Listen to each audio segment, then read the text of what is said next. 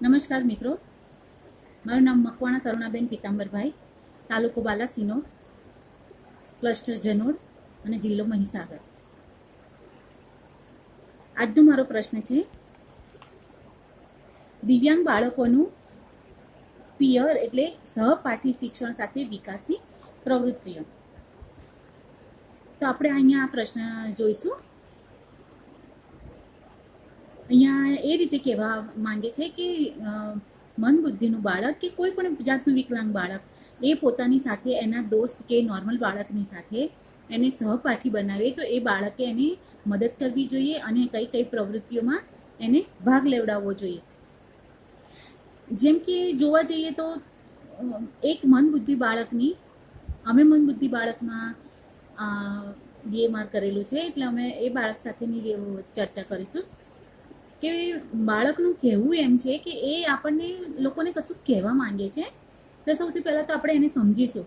એ એમ કહે છે કે તમે મારી આગળ ચાલશો નહીં, કદાચ હું તમને અનુસરી નહીં શકું અને મારી પાછળ પણ ન ચાલશો કારણ કે હું તમને દોરવી નહીં શકું, પણ તમે મારી સાથે ચાલો કે જેથી મારા સાથી અને સહાયક બનીને તમે ચાલો તો મને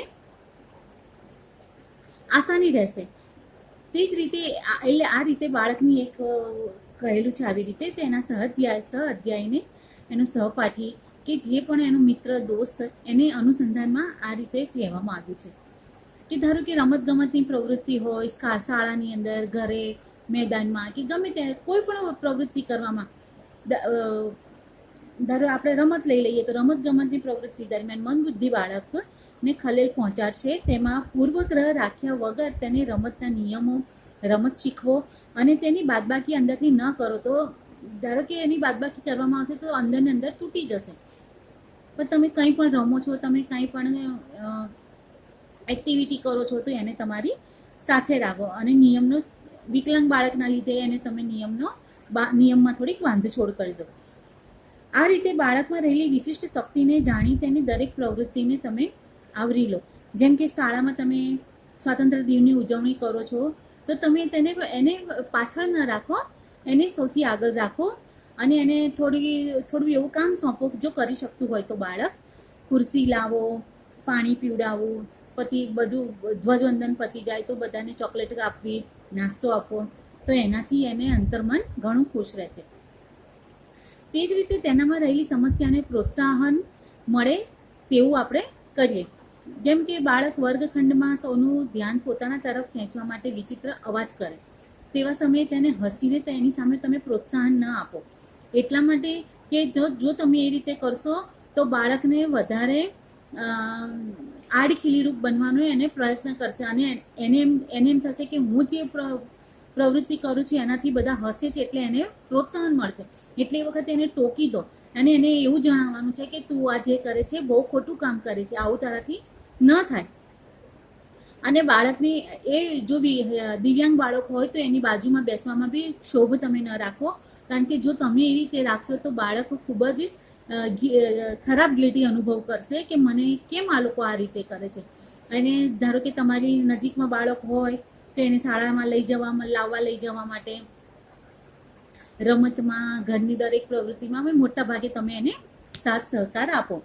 તે જ રીતે આપણે વર્ગ શિક્ષણને અનુલક્ષીને પણ કહી શકીએ છીએ કે જો એનો દોસ્ત હોય તો એના ટીચરને, ધારો કે અલગ અલગ ધોરણમાં ભણતા હોય તો એના ટીચરને જણાવી શકીએ છીએ કે ટીચર તમે એના માર્ગદર્શન અને સૂચનોને ધ્યાનમાં રાખી તેનું અમલીકરણ થાય તે રીતે એવા પ્રયત્ન કરજો કે બાળક પણ અંદર પ્રવૃત્તિમાં ભાગ લઈ શકે.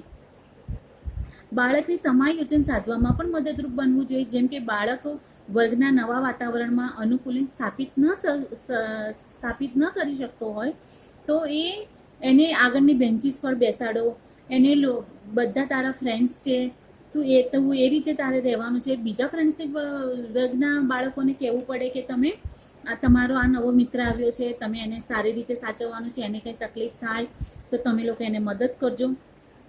એ રીતે શિક્ષકે પણ આ રીતના બાળકને એકબીજા સાથે હળવા ભળવા માટે પ્રોત્સાહિત કરવા જોઈએ.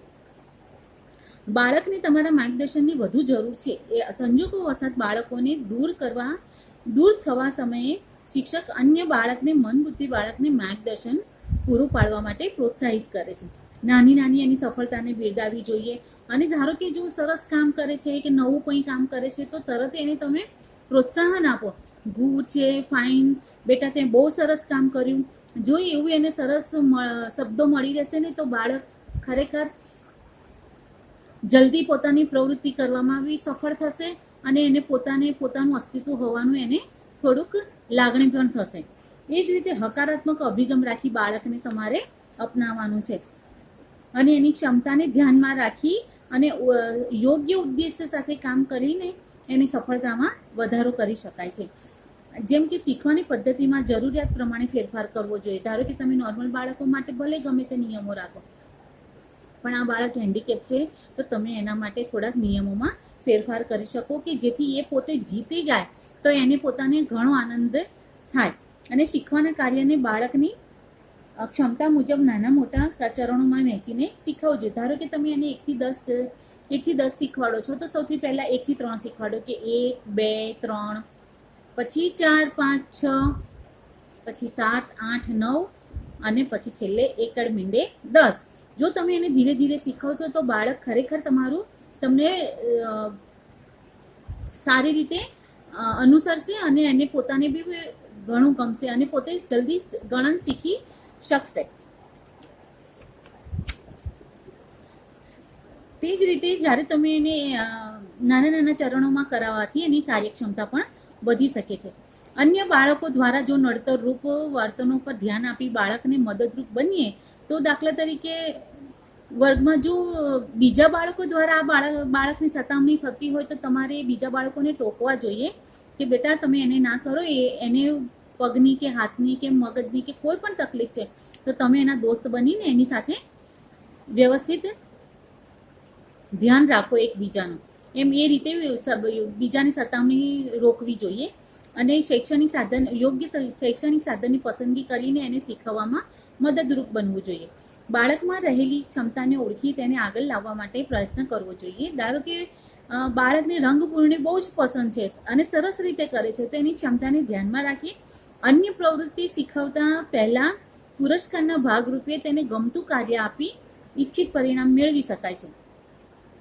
ધારો કે તમે એને કાગળ ઉપર કમળ દોરવાનું કહો છો તો તમે એને કમળ દોરીને આપો અને પછી એને એવું કહેવાનું છે કે બેટા કમળમાં પિંક કલર આવે અને એની દાંડીમાં ગ્રીન કલર આવે.